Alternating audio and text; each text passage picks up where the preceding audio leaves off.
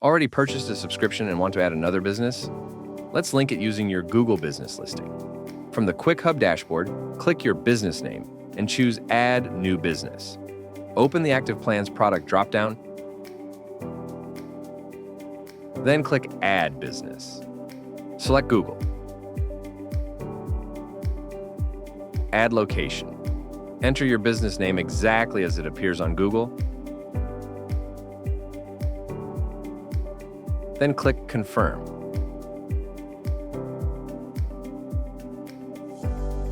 Next, select Add Location and click Next to proceed. Choose Explore Feature to complete the quick setup. Now switch to your newly added business. Click the business name, then select your new entry with Select Business. Back on the Quick Hub dashboard, scroll to review the overview. Then go to Quick Reviews and open the Dashboard tab. Confirm that Google Business is connected and visible for this business. And that's it.